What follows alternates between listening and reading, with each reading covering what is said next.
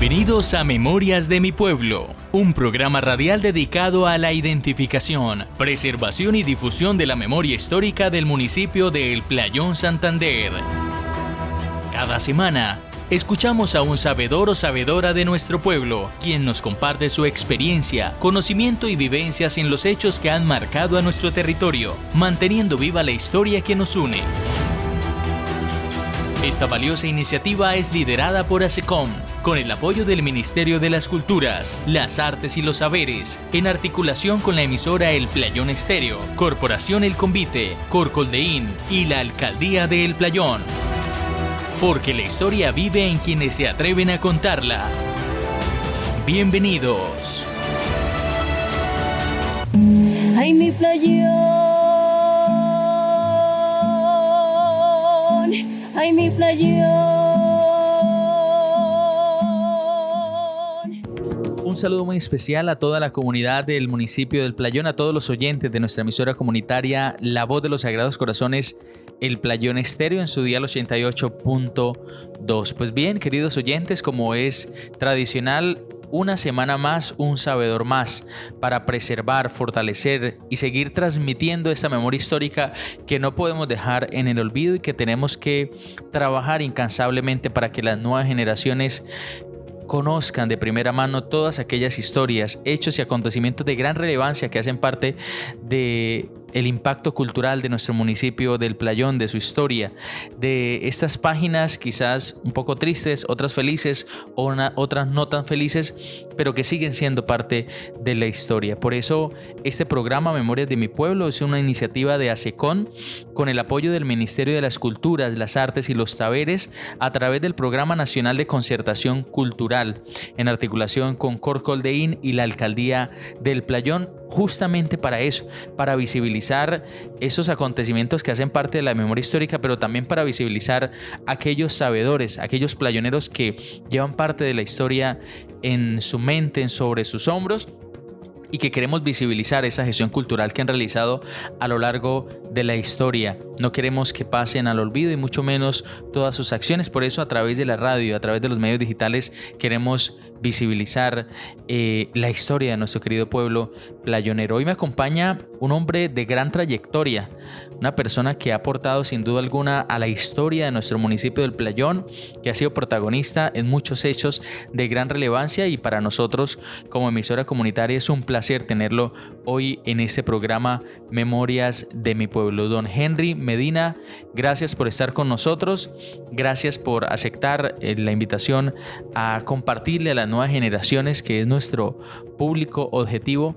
que conozcan la historia un poco de lo que ha sido El Playón Santander. Bienvenido y muchas gracias por estar con nosotros. Muchas gracias, Santiago. Un saludo muy especial a todos los oyentes de El Playón Estéreo. Para mí es muy satisfactorio estar acá en este programa de las memorias de nuestro pueblo, porque, como usted lo dice, hay muchas personas que sabemos algo de la historia de nuestro municipio, que hemos estado metidos en ese cuento, y me siento contento de estar aquí con ustedes en este programa. Muy bien, son muchas páginas que tiene este libro llamado El Playón, y una de ellas que hemos estado abordando con diferentes sabedores de la memoria histórica es uno que nos pone bastante tristes, pero también nos pone felices, y es la inundación de 1979. Hablemos un poco, don Henry, ustedes que tuvieron, digamos, llamémoslo así, entre comillas, el privilegio de poder estar, digo privilegio porque hoy son quienes son portadores de esa memoria histórica y conocedores de primera mano de esa situación que vivieron los playoneros. Así que cuéntenos, don Henry, qué estaba haciendo usted ese día, y lo que le hemos dicho a los oyentes. Hemos abordado este tema, que si bien es cierto fue la misma situación, pero no todos lo vivieron de la misma manera. Por eso lo abordamos desde diferentes ópticas, ¿sí? Su conocimiento, su percepción, su visión es totalmente respetable y válida, a diferencia y en comparación con la de los demás. Todos hacen parte de una memoria colectiva. Por eso abordamos esta temática desde diferentes ópticas. Así que, don Henry, abordemos un poco todo este tema de la inundación del municipio del Playón. ¿Y usted qué estaba haciendo ese día? A ver, Santiago, yo cuando eso vivíamos, con mi esposa y mis dos hermanos, Edgar y Yayo, ahí donde es la droguería La Paz actualmente. Esa era la casa de mis padres. Tenía 7 meses de haberme casado. Mi esposa estaba embarazada de mi primer hijo. Pues estábamos ahí en la casa normal, con ese aguacero que estaba cayendo tremendo. Y así como para ir concretando, como a las 9 de la noche se tembló muy duro, bastante fuerte. El río se creció, se metió en la primera inundación por la parte de Guacharacales, tumbó una casa donde hoy vive el amigo José Ángel Gelbes. Ahí esa casa era de tapia y todo eso, tumbó esa casa. Nosotros salimos con mi hermano, mis 2 hermanos, a mirar qué había pasado, y yo, por estar allá de mirón, pues me enterré una puntilla en un pie y me tocó irme para mi casa nuevamente. Entonces yo me volví, mis hermanos se secaron por allá y normal, pues todo el mundo, no, eso el río ya ahorita pasa y todo tranquilidad, y bueno, entonces todo el mundo pues tranquilo, se estaba celebrando la creación del Playón como municipio. El señor Roberto Ortega, que era el presidente de la Junta en ese entonces, pues estaba en cuestiones de las fiestas y todo eso. Había una casa grande donde está la plaza campesina, todo eso allá, la casa campesina de unos amigos de apellido Boada y Doña Nepa y eso. Allá tenía una casa grande y allá era el baile grandísimo, como un baile especial.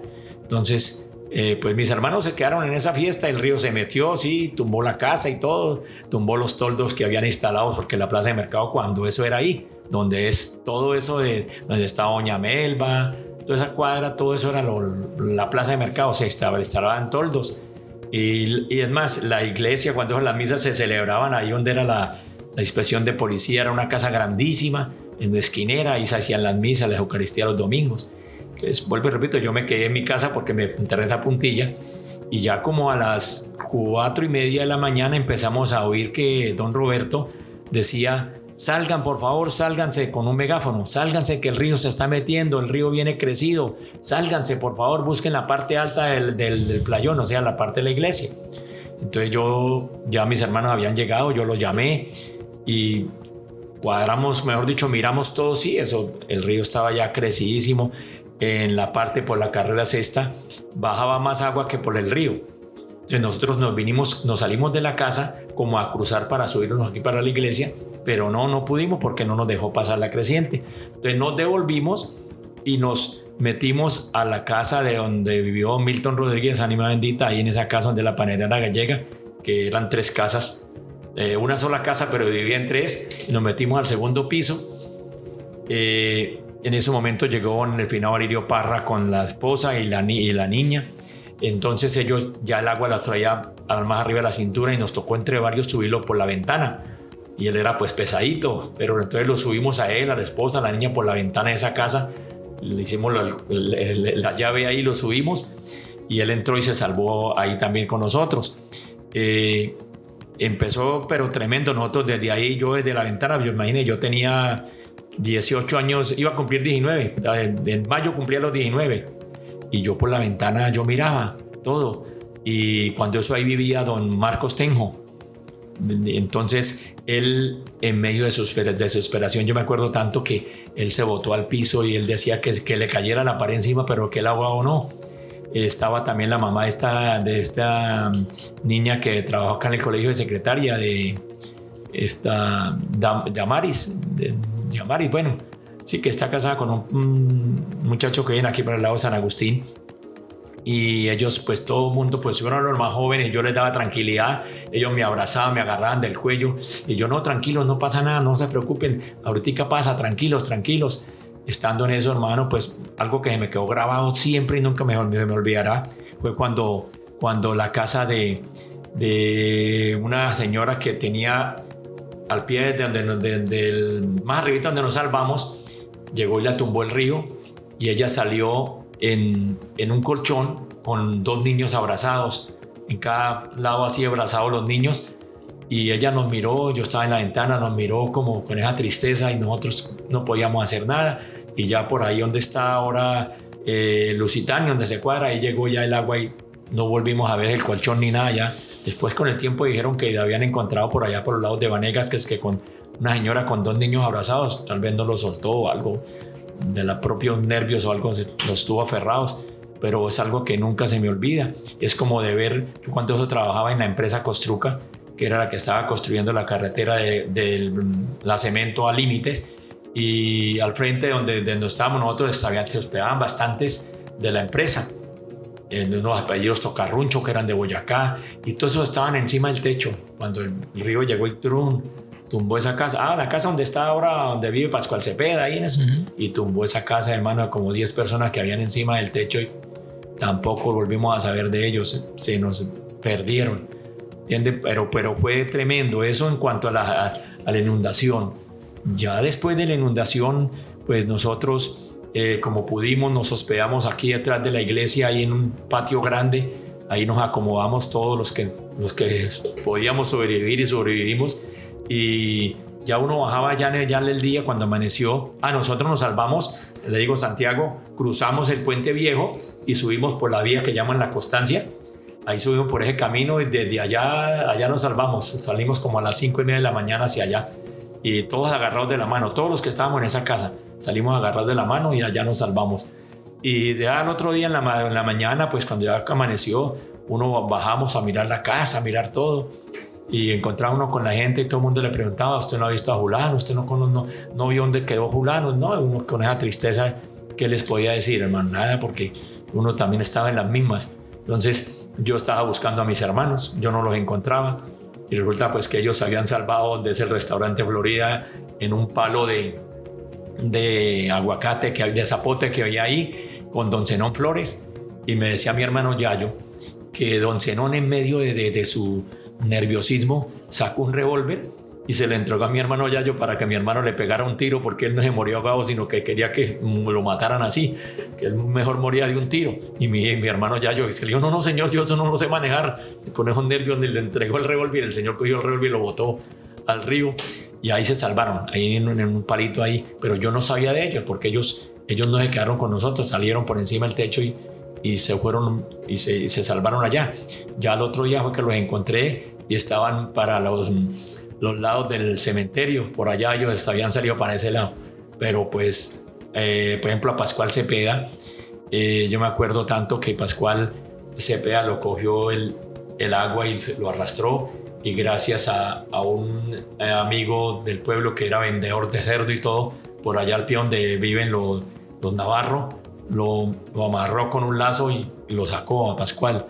Miguel Flores quedó ahí en un poste, ahí donde estábamos nosotros, ahí agarrado al poste, y él no se soltó ni nada, y ahí el agua le daba y los palos le daban, pero él no se soltó, ahí se salvó él también, que eran los compañeros de residencia de nosotros. Ellos vivían enseguida de nosotros.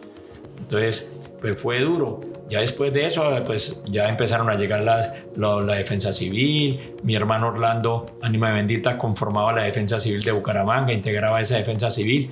Y él llegó buscándonos también y nos encontró ya. Le dijeron: no, ellos están por los lados de la iglesia. Así nos encontró y todo. Mi esposa, pues, cuando fuimos a pasar para La Constancia, y como estaba en embarazo de mi hijo César, se cayó, se golpeó muy fuerte. Entonces, pues, tenían que perder el bebé. Entonces, ella la evacuaron para Bucaramanga. Por la ayuda de mi hermano, la evacuaron por la cuestión del embarazo y el golpe que había sufrido. Pero fue tremendo, Santiago, fue muy tremendo. Importante ir recapitulando varios detalles que son de gran relevancia, don Henry. Primero, ese temblor a las 9 de la noche, ¿sí? Digamos que podría ser una premonición, podría ser un aviso. Es decir, la tierra quizás ya sabía que algo venía por acontecer. Otro dato que su merced nos comenta que me parece de gran relevancia, y es que para ese tiempo, para esa época, se estaba construyendo esa carretera, ¿sí? Cosa que hacía que mucha gente, trabajadores, personas que no eran de acá del municipio, estuvieran en ese momento en esta localidad. Entonces, sumado a la fiesta que se estaba aconteciendo esa noche, había gente de otros lados. razón por la cual calcular el número de personas que falleció se hace mucho más difícil, porque hubo gente que venía a visitarnos ese día. Hablemos un poco de la fiesta, hablemos un poco de la alegría que había ese día, porque es justamente el contraste lo que nos inquieta a nosotros bastante. Ese día el Playón estaba de fiesta, estaba celebrando qué, don Henry, y por qué había tanta alegría en el pueblo. Estábamos celebrando la creación del municipio del Playón. Ese día lo habían sacado el nombramiento ya pasaba de corregimiento a municipio. Pues claro, pues todo el mundo feliz, pólvora, baile, fiesta, trago, eso todo el mundo celebrando ese acontecimiento que era tan importante, porque ya pasábamos a ser independientes, ya dejábamos de depender de Río Negro, pasábamos a ser un municipio totalmente independiente. Entonces don Roberto Ortega, que era el presidente de la Junta, pues organizó todo eso y eso pues desde toda la tarde fue en eso, en baile, en pachanga por todos lados y echen pólvora. O sea, la gente muy feliz, muy contenta, y lo que usted dice, no solamente los que vivíamos en el Playón, la gente que trabajaba acá, porque cuando esa compañía Construca tenía mucha gente y la mayoría eran personas de Cundinamarca, de Boyacá. Nosotros en la casa, que la casa es muy grande, ahí teníamos hospedados, arrendados varias habitaciones a ellos, a un muchacho Giraldo que ya falleció, a don Alirio que era el jefe de talleres, a un señor Francisco que era el que manejaba todo lo que era de mecánica. Mejor dicho, teníamos arrendado a varias personas y muchas personas de esas, la esposa por ejemplo de un señor que lo teníamos arrendado ahí, de don Francisco, fue la primera que encontramos nosotros muerta. La encontramos frente a donde yo tengo la droguería actualmente, ahí donde está la ferretería El Desvare, en un camión que quedó ahí volteado, y ahí la encontramos. Y la única persona que se enterró con ataúd fue ella. Fue un solo ataúd encontramos aquí en la 15, en la casa del papá de Orlando Navarro, de don Alfredo Navarro. Ahí había un cajón que quedó en la parte de arriba, ahí en medio de unos palos, y nosotros lo bajamos y ahí pusimos a la señora, y fue la única que se sepultó con ataúd. El resto, a ver, le comento, los más jóvenes, ya la defensa civil y los bomberos, bueno, nos acomodaron. Los jóvenes eran los que íbamos a traer los difuntos, los que encontrábamos. Los que seguían en edad abrían los huecos en el cementerio, y los más ancianos eran los que tapaban los muertos. Entonces nosotros, por ejemplo, a mí me tocó en el convite ese con el Raúl Suárez, con Raúl, que le decían Raúl, familiar de la señora esta, Raúl Plata, creo que era, bueno, don Raúl. A mí me tocó con Raúl, me tocó con Galán, con Aurelio Galán, en el convite, los más jóvenes. Y nosotros nos mandaban por toda la orilla del río, desde aquí hasta ir allá al pozo de Pozo Doradas, todo eso, a buscar muertos, y los traíamos, eran 2 adelante, 2 atrás y 3 tablas, y ahí traíamos el difunto. Subíamos al cementerio por filas, cada uno llegaba con los muertos, descargábamos volteábamos así el tablón ese que traíamos, y el muerto caía al hueco que hacía la persona ahí que tenía listo, y echaban 4 y 5 en hueco y tape, y volvíamos a salir a buscar. Así era que traemos los muertos. Y pues nos daban a nosotros, para como que nos diera aliento, nos daban bocadillito con agüita y hágale a buscar muertos. Y así era que traíamos los muertos, los más jóvenes. Un impacto bastante grande, ¿no? A su corta edad, y ese choque de ver incluso personas conocidas, ver personas que de pronto sus familiares no supieron que murieron, o que sus familiares los encontraron, y saber de que pues los enterraron en una fosa común. Para usted en ese momento, ¿qué significó eso? Es decir, ese impacto de sacar personas, de poder enterrarlas con más jóvenes, en ese momento, ¿qué sensación le dejaba a usted? No, duro, Santiago, duro, y a uno le partía el alma. Y encontramos bastantes conocidos, imagínese, gente que uno sabía, pues uno le limpiaba tantico la cara, ay, fulano de tal, ay, mire este. Pero pues uno llegaba y descargaba el muerto y tal, y la gente le preguntaba, y uno pues lo que primero le habían advertido, no, ustedes no digan, no hablen nada, porque si no la gente se nos viene aquí y no nos deja enterrar. Entonces uno, no, nosotros no sabemos quiénes eran. pues ahí los traímos y los enterramos, pero eso era bastante duro, bastante fuerte y pues sí, uno a la edad que yo tenía, escasos 18 años y medio, pues muy fuerte porque uno ese recuerdo nunca se le olvida, ¿cierto? De usted botar una persona allá y encima la otra, 3, 4, 5 en un solo hueco y los otros tapen y abran más huecos. Pero eso que decían que 300 muertos, no, los muertos fueron muchos, los fallecidos fueron muchos, porque lo que digo, la gente que estaba acá, los que venían a trabajar acá y más que todo iba para amanecer un domingo.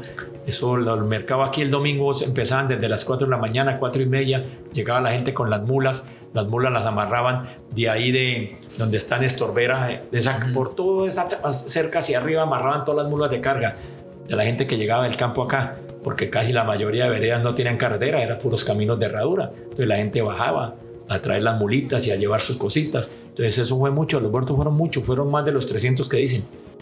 Sí, impresionante, son acontecimientos que recordamos ciertamente con dolor, con nostalgia, pero también recordamos con mucha resiliencia, es decir, ese municipio para ese momento, ese corregimiento o ese naciente municipio parecía desaparecer. ¿Sí? Pero aún así la comunidad salió adelante, don Henry, y eso es algo de lo que quisiera que habláramos, y es cómo fue salir adelante, sacar adelante ese municipio entre todos, no rendirse. Fácil era para ese momento decir, nos vamos para otro lado, esto aquí ya no hay nada que hacer, esto ya se acabó, pero aún así quedarse en el playón, seguir trabajando para levantar esa comunidad. ¿Cómo fue esos días después? ¿Cómo fue el renacer nuevamente como municipio y no perder la fe para que años después naciera en sí lo que hoy se conoce como el Playón Santander?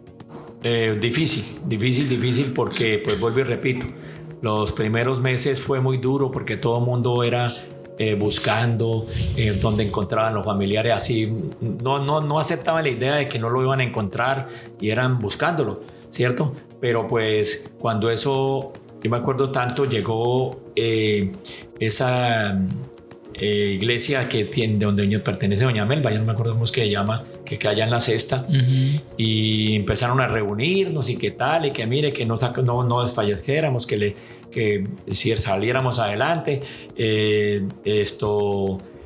nosotros las personas, pues los más jóvenes dábamos más impulso, ¿sí? Le damos a la gente como ese deseo, no, mire, no nos entreguemos, vamos a limpiar las casas que quedaron, arreglémoslas, y así empezamos con las uñas a darle. Pues ya después el gobierno nos colaboraba, nos mandaba mercaditos, nos mandaba al menos como para uno sobrevivir, y le hicimos con muchas ganas, con mucho esfuerzo, para que el playón, pues de corregimiento pasó municipio, de municipio volvió y cayó a corregimiento, y entonces empezamos nuevamente. Ya empezaron el Iscredial, negociaron el lote allá de donde es el colegio, todo ese lote, ya empezaron a entregar los lotes para que la gente fuera construyendo, entonces ya eso la gente le dio como más moral, ¿cierto? Como más ganas de salir adelante.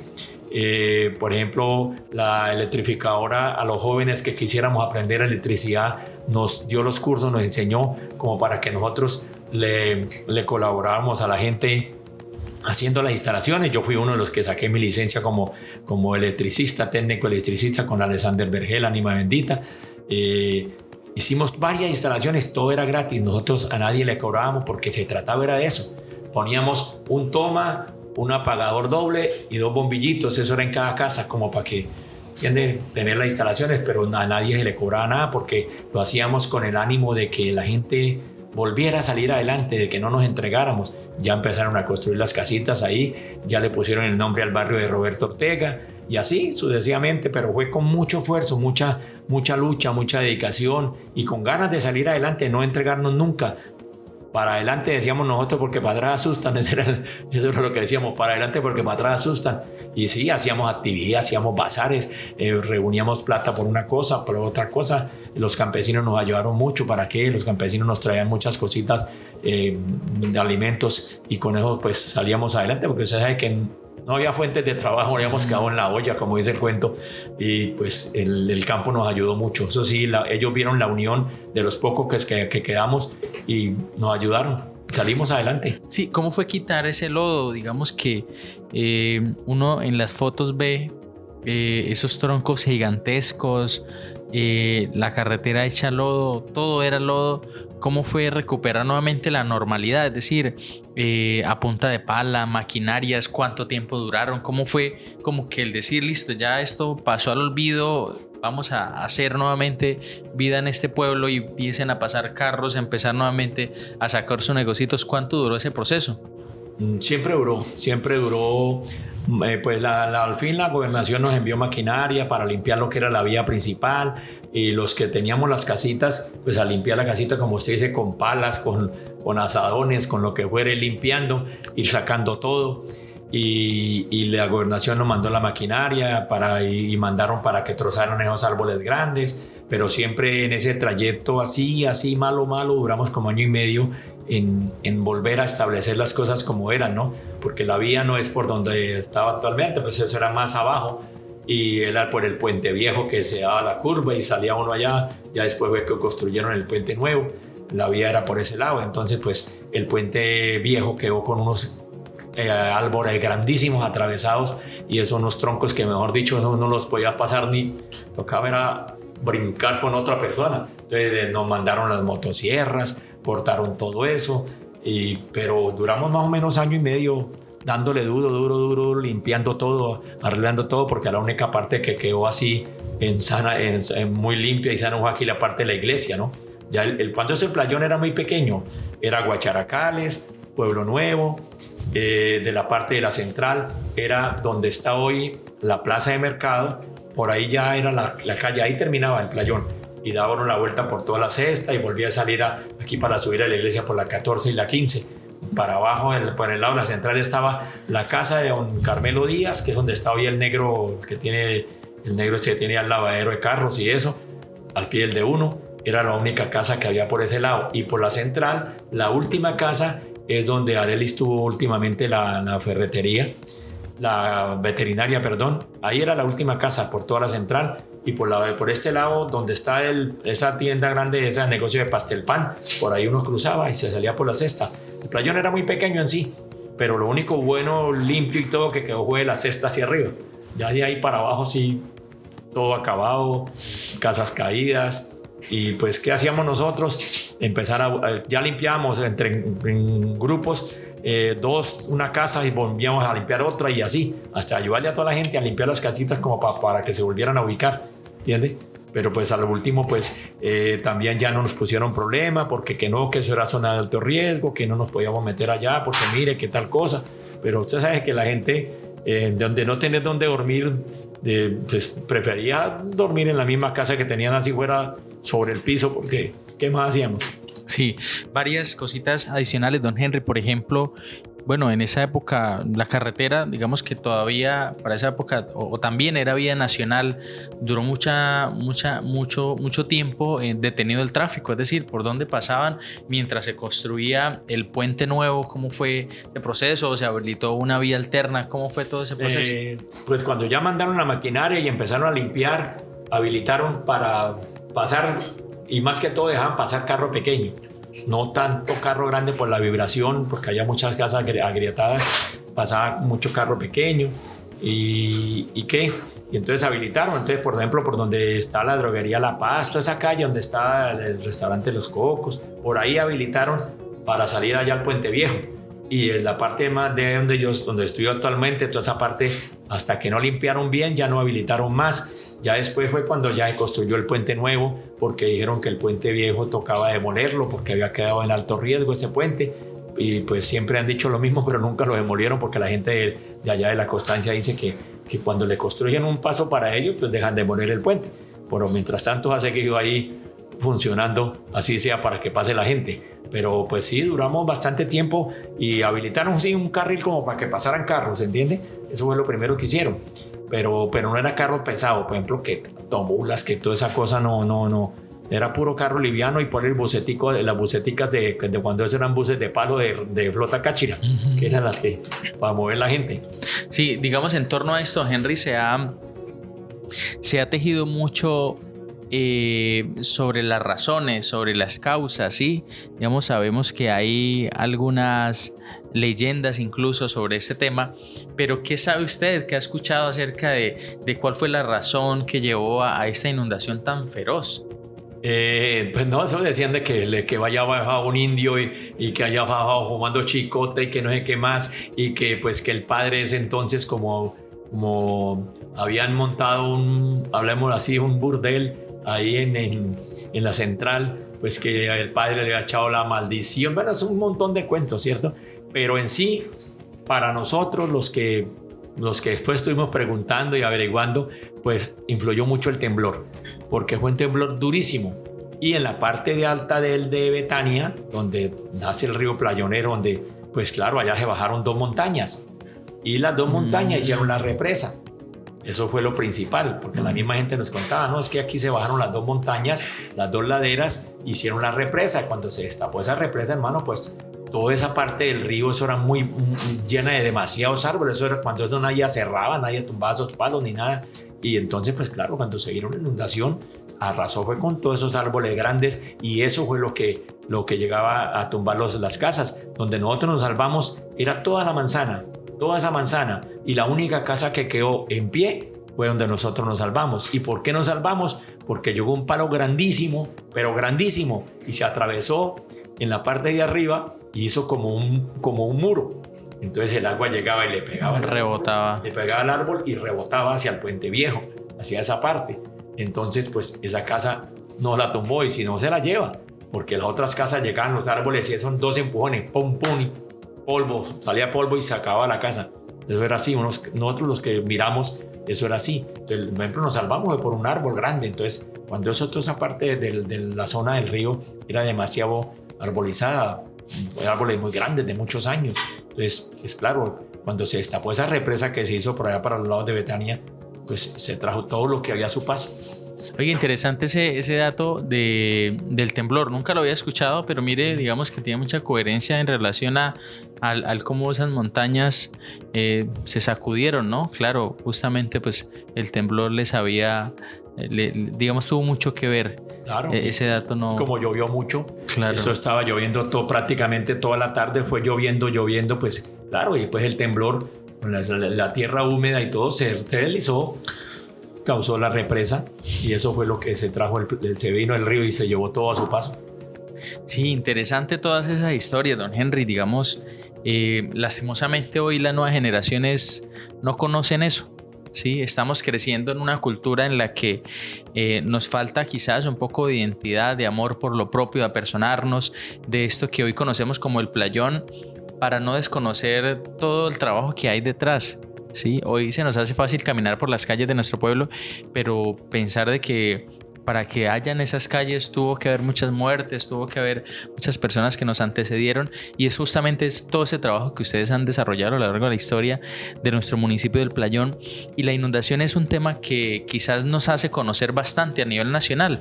Se dice que el Playón es un lugar donde una inundación, la gente habla así, que una inundación, la gente conoce también el Playón por su violencia, la gente conoce el Playón por su carne oreada, pero entonces muchas veces como playoneros nos quedamos en ese conformismo de decir, sí, el Playón, la carne oreada, que el PAN, que la vía nacional, que el conflicto armado, pero no profundizamos a ciencia cierta qué fue lo que ocurrió y qué estamos haciendo para preservar esa memoria histórica y que nos quede pues en el olvido. Entonces me parece súper interesante ese tema de la memoria histórica, digamos, rescatar todas esas historias que tienen que ver con el pasado de nuestro municipio del Playón. Don Henry, también abordar un poco de lo que ha sido su papel como líder social dentro de la historia de nuestro municipio, todo lo que tiene que ver con ya ese nuevo Playón, ¿sí? Ese Playón que se reformó, ese Playón que empezó a surgir y que empezó a tener una nueva vida. Sabemos, y quiero que profundicemos un poco sobre eso,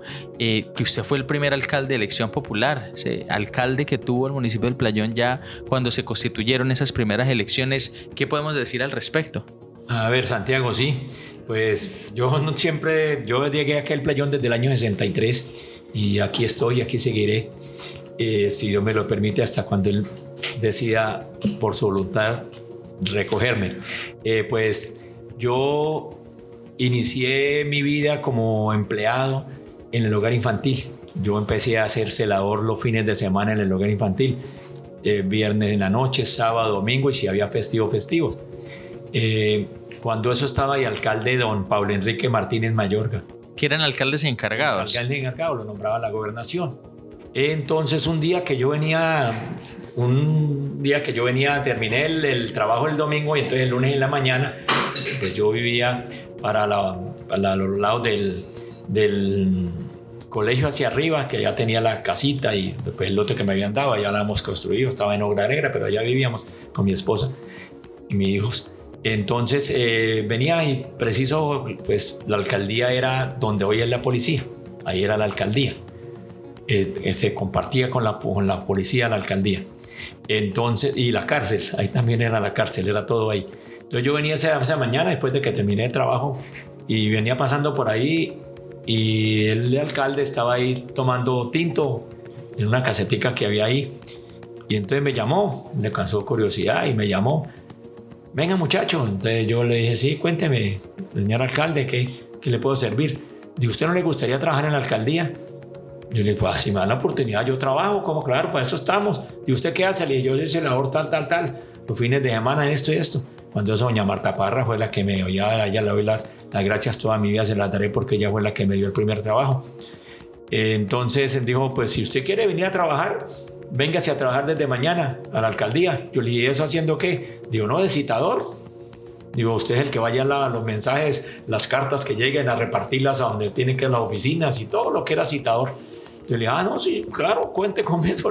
Y así fue, al otro día yo empecé a trabajar en la alcaldía así de un momento a otro. Pues se trabajaba de lunes a viernes y los fines de semana pues trabajaba en la guardería, eran 2 empleos. Bueno, en ese trabajo duré desde más o menos en el año, eso fue como en el año 80, a principios del año 87, sí, más o menos 87. Y ahí duré hasta más o menos febrero del 88. Porque pues fueron cambiando los alcaldes. Después llegó Mario Eusebio Zambrano, después llegó don Luis Alejandro Reátiga. Entonces, estando en eso, a mí me saca del trabajo el alcalde Luis Alejandro Reátiga. ¿Por qué me sacó? Porque yo le hice un reclamo. O sea, pues a mí yo soy siempre me ha gustado ayudarle a la gente en el campo y toda esa cuestión porque uno debe ser agradecido. Y entonces ese día me acuerdo tanto que llegó un personal del Pino. Cuando eso el Pino usted se venía a pie, mano, hasta Betania. Y si en Betania no iba a transporte, le tocaba a pie hasta Nuevo Sol. Y esa gente llegó toda embarrada porque venían a pedir ayuda para poder destapar el camino de Herradura hasta el Pino. Entonces yo estaba ahí sentado en la parte de afuera de la alcaldía y cuando eso Romelia Jaimes, la hermana de Josué Jaimes, era la secretaria de él. Entonces yo llegué y le dije, Romelia, esto es que ahí viene una gente del Pino y necesitan que el alcalde los atienda. Entonces, no sé, entonces ella me dijo, usted sabe que el alcalde no atiende a nadie los domingos. Él está ahí en la oficina, pero él no atiende a nadie. Entonces yo salí y le dije a la gente, mire, ahorita el alcalde me llama para que lleve tinto, eso era fijo. Y entonces yo entro con el tinto y cuando entre ustedes entran detrás mío. Yo le dije, yo abro la puerta y ustedes se meten. Digo, el alcalde está ahí. Claro, así hicimos. Cuando el alcalde me llamó para que le llevara el tinto y el agua, yo llegué a abrir la puerta y la gente entró conmigo detrás. Claro, entonces el alcalde le dio rabia y todo, atendió a la gente ahí de mal gusto. Entonces, cuando se fue la gente, él me llamó.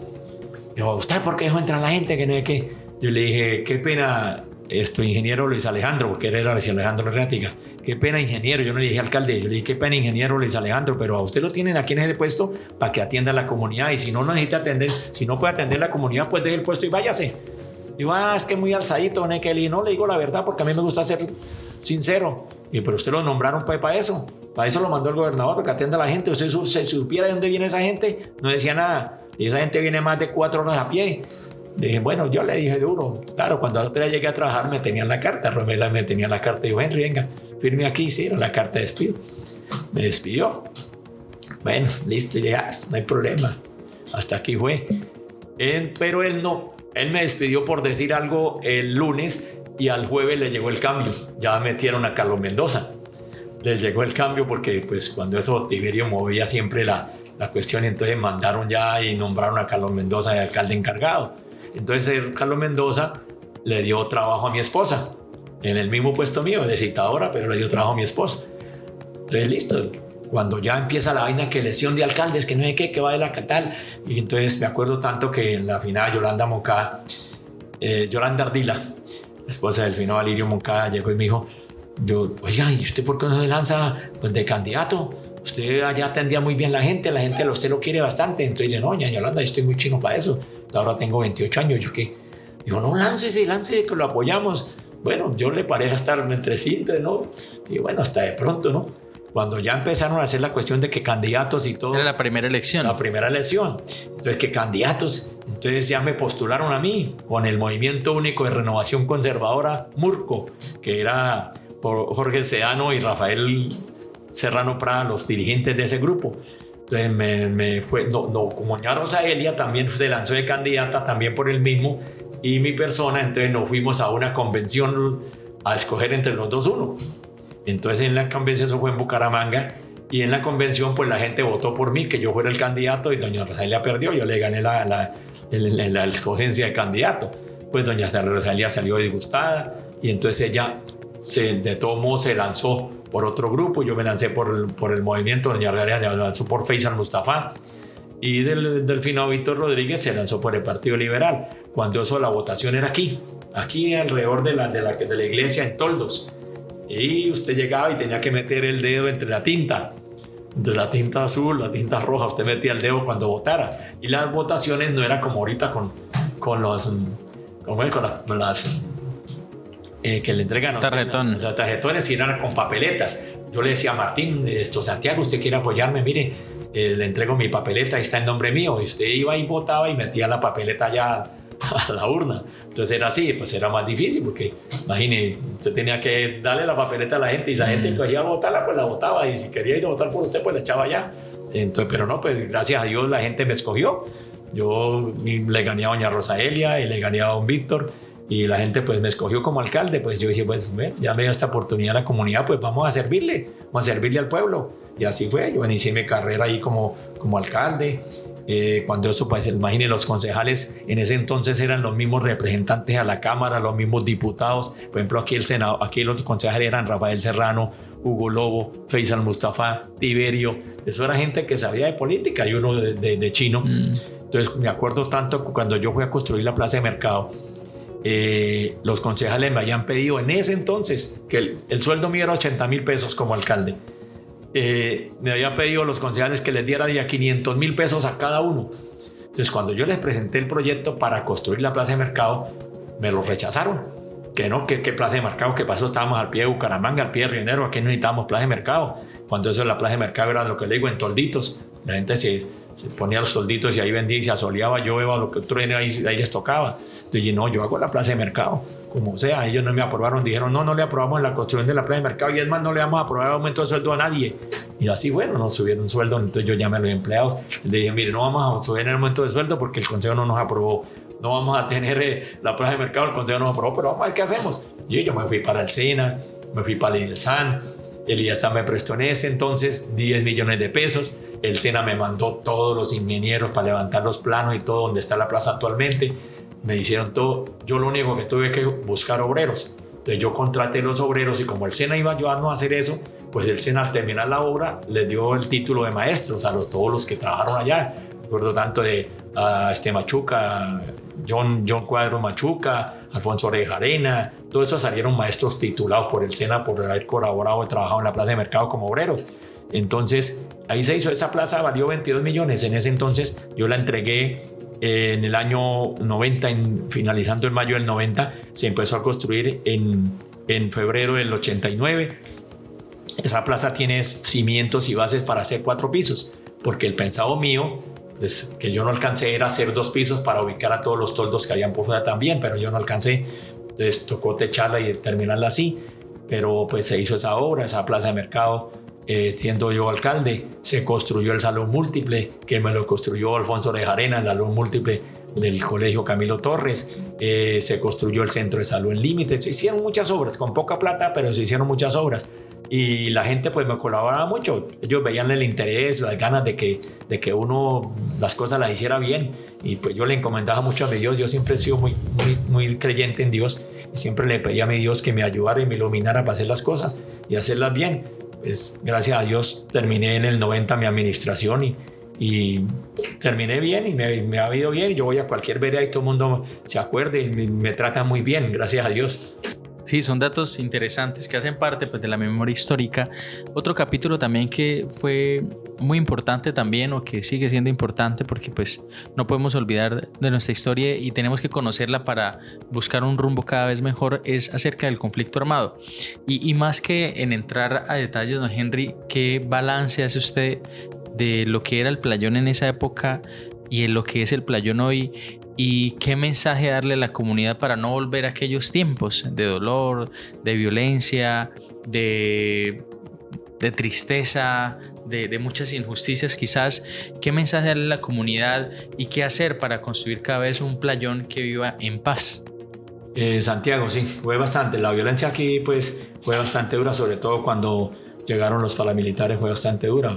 Murió mucha gente inocente, mucha gente se agarró de eso, si tenían enemistad, por ejemplo, con usted, le decían a los paramilitares que usted era tal y tal cosa de la guerrilla, y lo hacían matar o lo hacían ir del pueblo. Eso pasó aquí mucho. Yo lo viví personalmente, pero pues no quiero entrar en detalles porque no sería el caso, ¿cierto? Cuando me tuvo los paramilitares para asesinarme.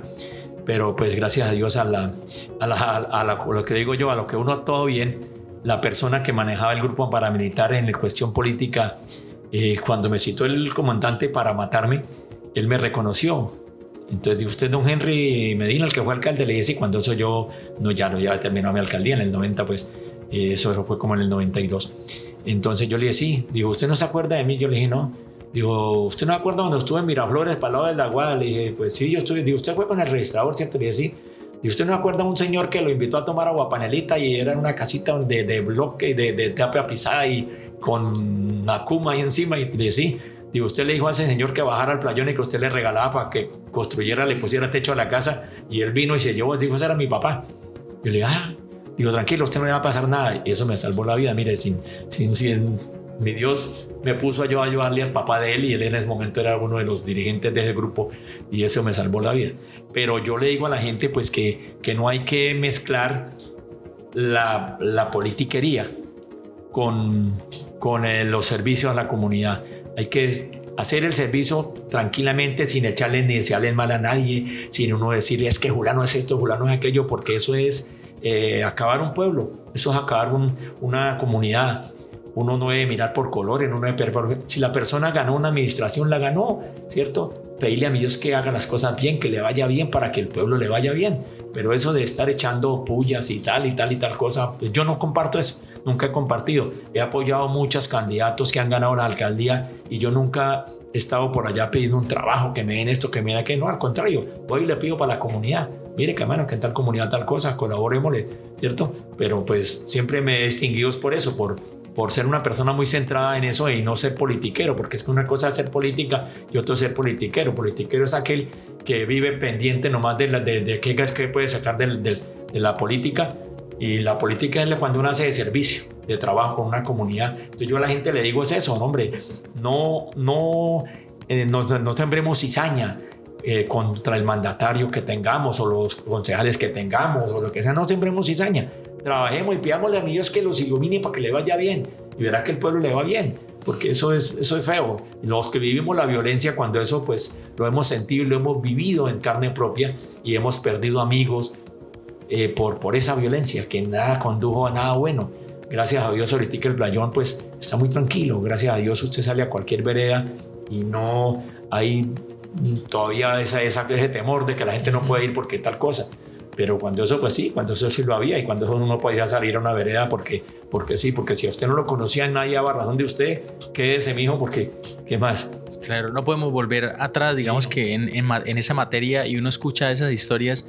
Antes no se podía salir con tranquilidad, que tenían que tener los bombillos encendidos a cierta hora porque digamos que había todo un régimen, pero hoy en día se respira paz y no podemos dar esos pasos hacia atrás porque se ha avanzado mucho en materia de paz en nuestro municipio del Playón. Se podría decir que el Playón hoy es un territorio de paz y son muchas historias, son muchas anécdotas, don Henry, y agradecemos que hoy esté con nosotros compartiendo esto. Pero qué decirle a las nuevas generaciones para que sigan preservando esa memoria histórica, para que todas esas acciones, todos esos acontecimientos no queden en el olvido, sino que antes bien se honren las personas que han trabajado por el Playón, pero también se preserve esa memoria, que si bien es cierto es el cimiento para esas nuevas generaciones, pero poco se ha trabajado sobre ese tema.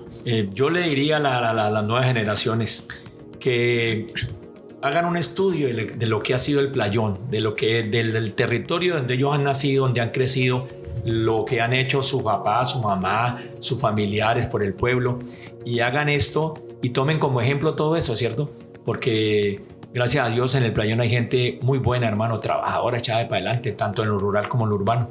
Entonces esos amigos, esos jóvenes que están, por ejemplo, en los colegios, en las escuelas, lástima que en los colegios no enseñen esas historias, no le den mucha participación para que los estudiantes conocieran. Pero yo le diría a los jóvenes que se concentren y se centren sobre todo en su pueblo, en sacarlo adelante, en hacer cosas buenas, en no hacerle el mal a nadie, sino si ve al vecino que está sufriendo por algo y usted le puede colaborar, venga, le ayudamos por esto y esto, y ir sembrando ese granito de arena, ir haciendo esa historia, ¿cierto? De que entre todos podemos sacar las cosas adelante, entre todos podemos que las cosas surjan y se hagan. Entonces yo les diría eso, que miren eso, que no se pongan en peleas por unas bobadas, por tonterías, por otras, sino más bien se centren en que el Playón surge, que siga surgiendo y que siga siendo un pueblo grande, un pueblo bonito, donde los visitantes, los turistas lleguen con esa alegría, ¿cierto? A hacer eso. Yo una vez le dije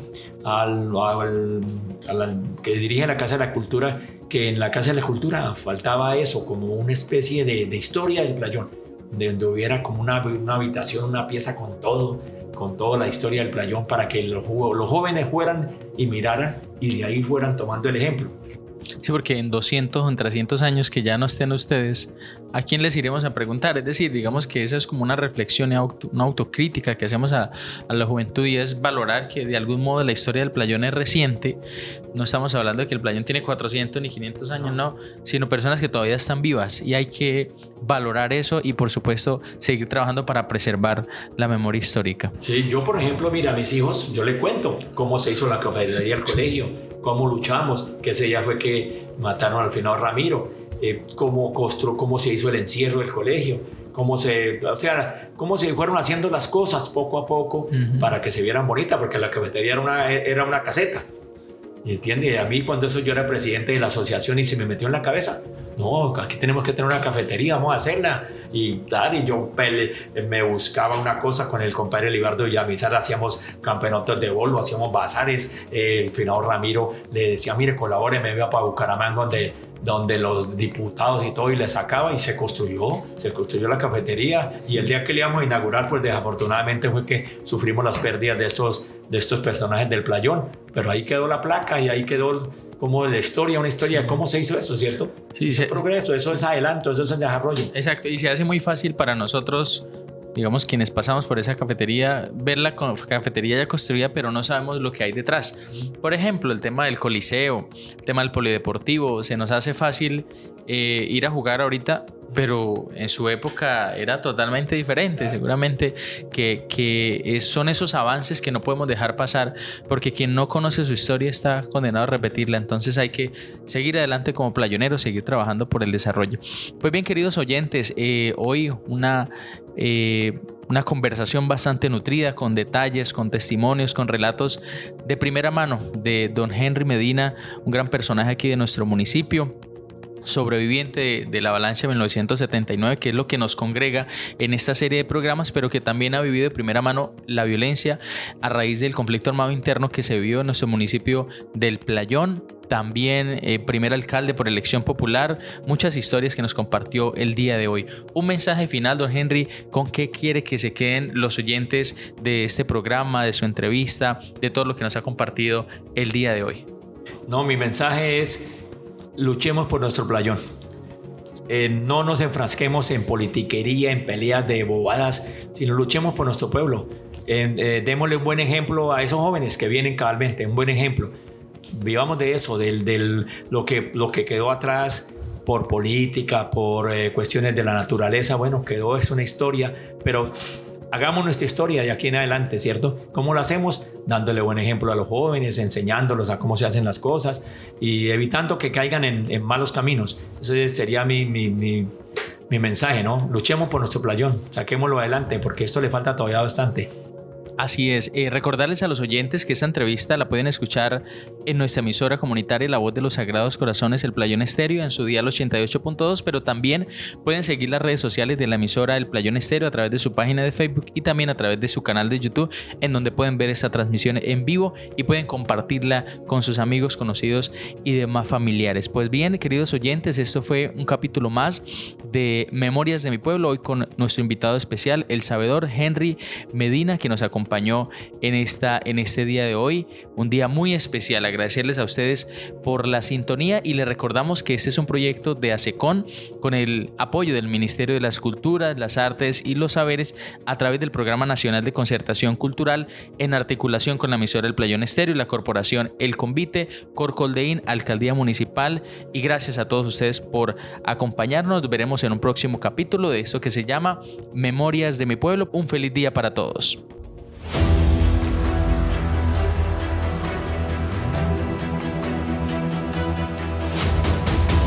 Esto fue Memorias de mi Pueblo, un programa radial dedicado a la identificación, preservación y difusión de la memoria histórica del municipio de El Playón, Santander. Cada semana, escuchamos a un sabedor o sabedora de nuestro pueblo, quien nos comparte su experiencia, conocimiento y vivencias en los hechos que han marcado a nuestro territorio, manteniendo viva la historia que nos une. Esta valiosa iniciativa es liderada por ASECOM, con el apoyo del Ministerio de las Culturas, las Artes y los Saberes, en articulación con la emisora El Playón Estéreo, Corporación El Convite, Corcoldeín y la Alcaldía de El Playón. Porque la historia vive en quienes se atreven a contarla.